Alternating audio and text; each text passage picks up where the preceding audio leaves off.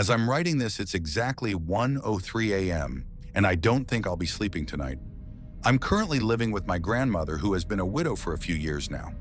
After my grandfather passed away, my parents and I, tried convincing her to move in with us. She refused, flat out. She said she wanted to stay in the house they built together, way out on the outskirts of the city, in the same place they'd shared a life for over 40 years. She's old-fashioned like that. Stubborn too. And I understand it in a way. That house is full of memories. Pictures still hang on the walls from the 80s. My grandfather's tools are still neatly arranged in the shed, like he might come back and use them at any moment. She always said, "When my time comes, I want to go right here, just like your grandfather did." So I moved in with her a few months ago to help out, make sure she had company, keep the place maintained, and just generally be around in case anything happened. The house itself isn't scary during the day. In fact, it's beautiful. Nestled between two rolling hills with tall grass and sun-bleached wood fences, it looks like something out of a country postcard. The wind smells like pine and earth. The only neighbors are a few miles away, and there's something undeniably peaceful about the isolation. But when night falls, that peace shifts. There's no light pollution out here. No street lamps, no city glow, just darkness. The kind of darkness you don't really see in towns or cities anymore. The only artificial light comes from a single utility pole installed years ago at the edge of the gravel driveway, and the motion sensor lights outside the living room door. But tonight, Grandma had turned those off before going to bed. She always says they waste electricity if you leave them on all night. I didn't argue, she was already asleep, and I had a few online assignments to finish for school. Nothing big, just catching up on discussion posts and one late essay. I made a cup of coffee and settled into the couch in the living room with my laptop. It was quiet, almost too quiet. You see, I'm used to the ambient sounds out here. Crickets, the occasional owl, even the wind pushing through the tall grass. But tonight, it was like everything had stopped. There was a stillness pressing against the house, like the world was holding its breath. Then I heard it. Scratch. A slow, deliberate scraping sound, metal against metal. It came from the front of the house. Another scratch, heavier this time, like something pressing against the screen door. At first I froze. The sound was so clear, so close. I muted my laptop out of instinct and listened. The scraping continued, steady and unnatural.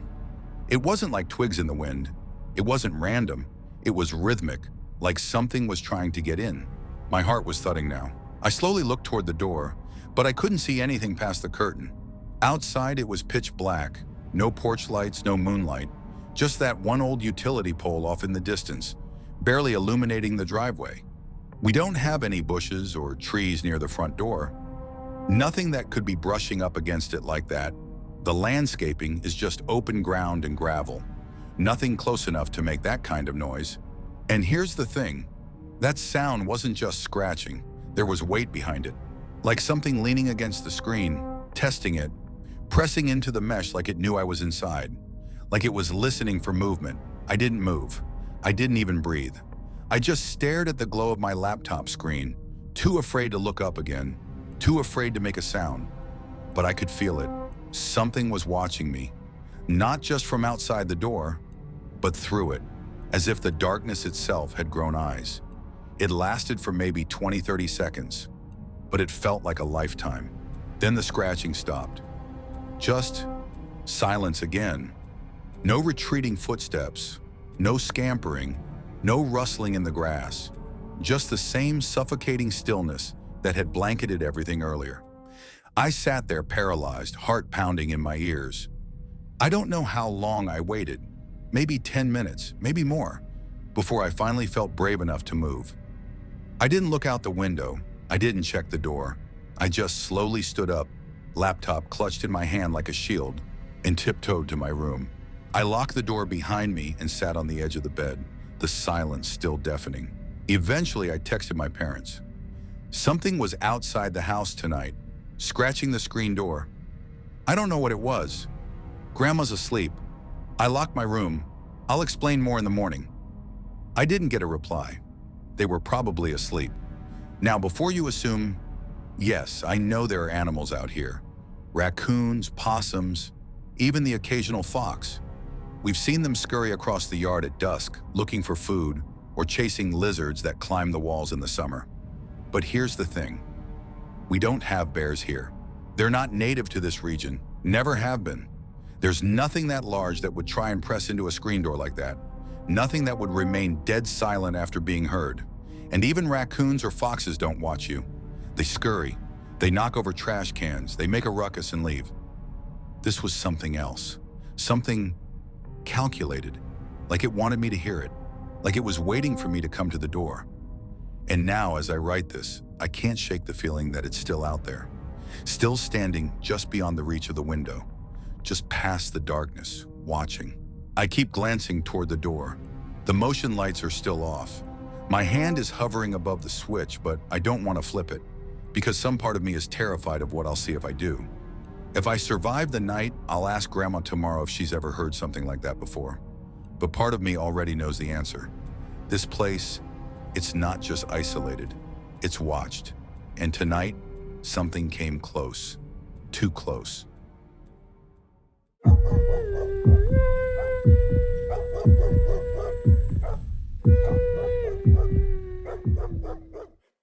It had been a stressful few months.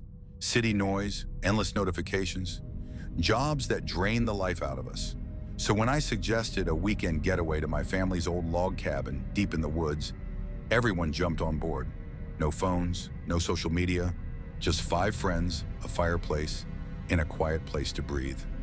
The cabin was about 20 miles outside the nearest town, surrounded by dense forest and far from the sounds of civilization. It had been in my family for decades, passed down from my grandfather, who had built it himself after retiring. I hadn't been there in years, but I remembered it fondly, peaceful, isolated, and rustic. We were supposed to land by noon, but our flight got delayed for hours due to a heavy storm system rolling through. Rain lashed at the airport windows, thunder cracked like gunfire. It was late afternoon by the time we finally touched down. Tired and hungry, we met at a Taco Bell across from the airport to regroup. Our rental car was ready, bags packed in the trunk, and we were finally on our way into the woods by dusk. By the time we reached the cabin, darkness had completely swallowed the forest. The only light came from the car's headlights slicing through mist and trees. The gravel driveway crunched under the tires as we pulled up to the old wooden cabin. It looked just like I remembered. Weathered logs, a sloping green roof, the porch light flickering weakly in the wind. But as soon as I stepped inside, a chill swept over me. Not the nostalgic kind, a literal, bone-deep cold. The place was absolutely freezing, the kind of cold that seeps into your clothes and nestles in your spine. I figured it was just from being unoccupied for so long, so I went searching for the thermostat. I finally found it tucked in the corner of the master bedroom, partially hidden behind a dusty bookshelf. I turned the dial and waited. Nothing. I pressed the buttons, toggled the switch, still nothing. The heat was dead. We bundled up in hoodies and blankets, but the temperature only dropped further as night fell. Our breath fogged in the air inside the cabin. A few of my friends started talking about calling it off and heading to a hotel back in town. I didn't want to give up just yet. The whole point was to unplug and rough it a bit, right? Eventually, I convinced my closest friend, Mark, to come with me into town to buy a space heater. The rest of the group stayed behind, bundled around a few candles and trying to warm their hands over mugs of lukewarm tea. The nearest town was about 45 minutes away. The drive was long, dark, and filled with uneasy silence. We barely saw another car. When we finally reached a hardware store, it was close to closing time, but they let us in. We grabbed the biggest portable heater they had and some extension cords just in case. We got back to the cabin about 2 hours later. It was almost 10 p.m. Everyone looked half frozen and miserable. I plugged the heater into the outlet in the living room, and within a couple of hours, the place started to thaw. We all relaxed a little, finally laughing again, shaking off the tension. By 11 p.m., we were ready to crash. I curled up on the small bed in the guest room and pulled the covers tight. The hum of the heater in the next room was the only sound, a comforting low buzz that let me drift off. Until I woke up. The cold was back. I sat up, breath fogging in the air. My nose was numb. Something was wrong. I got out of bed and tiptoed into the living room. The heater was dark, dead, no hum, no warmth. I walked closer and that's when I saw it. The power cord had been cut clean in half. Not frayed, not chewed. Clean like someone had taken a knife or shears to it. My stomach turned. I looked around the room, half expecting someone to jump out of the shadows, but everything was still. I woke Mark and told him. We went room to room, asking the others if anyone had touched the heater or seen anything. No one knew what I was talking about. They all swore they'd been asleep the whole time. Trying to stay calm, I started checking things more thoroughly. That's when I remembered the vents. Maybe there was some blockage, or maybe the wiring was messed up.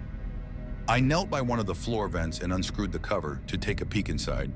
And that's when I saw him, a face inches from mine. I froze, my blood turned to ice. In the vent, wedged into the tight crawl space beneath the floorboards, was a man. Filthy pale, his eyes wide open and unblinking. His face was streaked with dirt and his lips were cracked and dry. And he was staring straight at me. We held eye contact for half a second too long before I slammed the vent shut, heart exploding in my chest. I turned and sprinted down the hall, yelling for everyone to get up now. There wasn't time to explain, just pure adrenaline-fueled panic. Everyone scrambled to get their things. We were throwing clothes into bags, grabbing phones and wallets, running for the door. Then we heard it. A loud, thunderous bang from inside the walls. Then another. Then came the scream.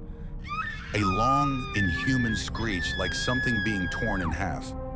It echoed through the cabin, vibrating through the wooden floorboards and walls. The man was screaming at the top of his lungs, slamming his fists against the inside of the walls like he was trying to break free or keep us from leaving. We ran. No one said a word. We grabbed our bags and bolted to the car. As soon as we were inside, I locked the doors and peeled out of the driveway, gravel flying behind us. We called the police as soon as we reached town. They didn't take long to respond. A team of officers was dispatched to the cabin that same night. We waited at a local diner until they called us back. They had found him. The man had been living in the crawl space beneath the cabin for who knows how long. He'd set up a kind of nest with blankets, stolen food wrappers, and a small flashlight. They told us he was mentally unstable and had been evading law enforcement for months. He had no ID, no family, no explanation. 2 weeks later, I got an email from the police department. They had retrieved surveillance footage from the cabin, something I didn't even know existed. Turns out my grandfather had set up a few hidden security cameras years ago and forgotten about them. I clicked the link and watched in silence. First, the man crawling out of the vent after we fell asleep. Then him in the kitchen, cutting the power cord to the heater. Then, the worst part, him standing silently over us as we slept, watching us for hours. At one point, he opened my backpack, pulled out a hoodie, and sniffed it before gently folding it and putting it back.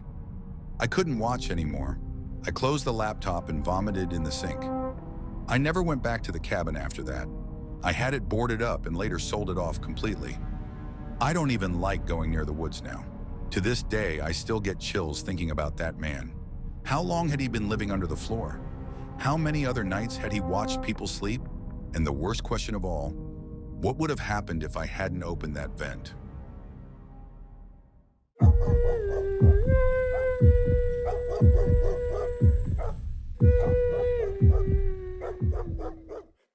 I grew up in eastern Kentucky, deep in the hills near the Red River Gorge, a place where the trees are so thick you can't see the sky in places, and the land itself feels older than time. Our house sat at the edge of a gravel road, surrounded by forests that creaked and whispered with every breeze. It was the kind of place where things felt alive, not in the comforting way, but in the way that made your skin crawl when you were alone. I was about 11 years old, small for my age, and often brushed off by my older siblings. Still, I loved playing outside, especially in the summer when the lights seemed to stretch forever. But on this particular day, sunny, bright, and quiet, I hesitated. I don't know why. Normally, I would have burst out the door and thus straight onto my big wheel, racing up and down the gravel driveway like it was my own little highway. But something was different. Something gnawed at me. I asked my brother and sister if they'd come out with me. Weird thing was, I never did that. I always went out alone. But this time, something in my chest, something tight and cold, made me want someone with me. Of course, they all shrugged me off, busy with whatever kids in the early 90s did inside when the sun was shining. So I went out alone. Our side door opened directly onto the gravel driveway. The rocks crunched under the wheels of my big wheel as I started pedaling. The air was still, unnaturally still. No birds chirping, no breeze. Just that strange kind of silence that makes your ears ring a little. I rolled slowly, maybe 50 feet or so, when something hit me like a wall. Pure, skin-prickling fear. No sound, no warning. Just a sudden, overwhelming sense that I wasn't alone. My hands tightened around the handlebars. My chest felt hollow. I didn't know where the fear was coming from, only that it had swallowed me whole. I leaned forward, pressing my forehead against the plastic handlebars, trying to breathe slowly to calm whatever was flaring in my gut. Then, without really thinking, I turned my head to the right. There, about 100 feet away, was the old fruit cellar built into the hillside. It was a squat stone structure with a gabled roof that sloped sharply down to meet the dirt of the hill. That slope created a dark, wedge-shaped gap, a narrow triangular space between the earth and the underside of the roof. I'd never found it creepy before. It was just where we kept the pump for our well, and sometimes jars of canned vegetables.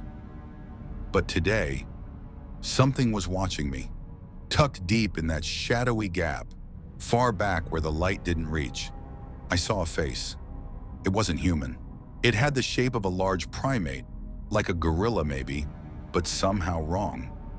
The eyes were the worst part, not glowing red like in movies, but black and glassy, with shining pupils that caught the sunlight in a way that made my stomach turn.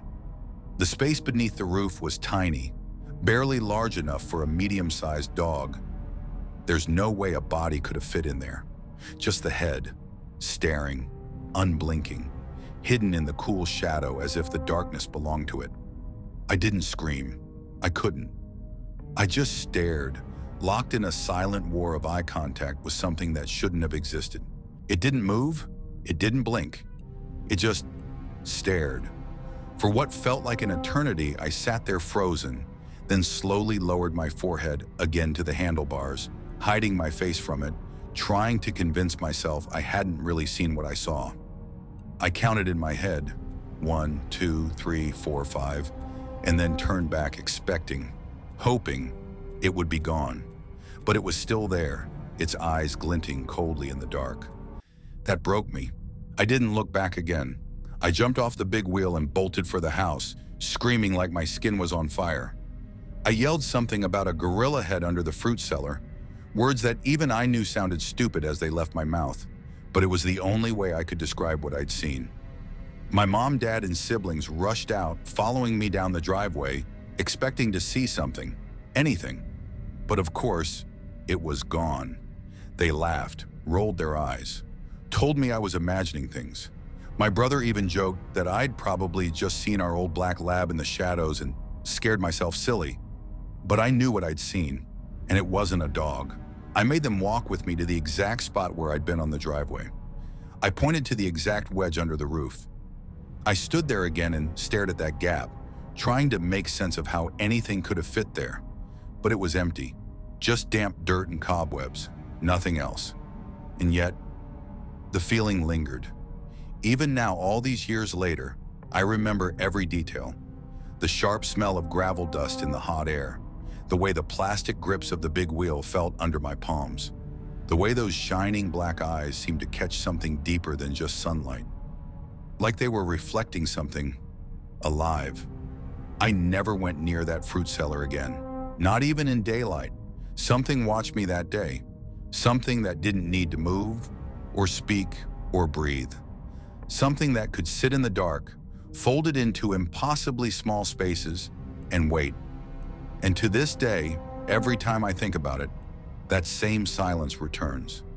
That strange, suffocating silence where even the birds fall quiet, where the air itself feels like it's holding its breath. Maybe I was just a scared kid with an overactive imagination. But maybe some things in the dark really are watching, and sometimes they let you see them.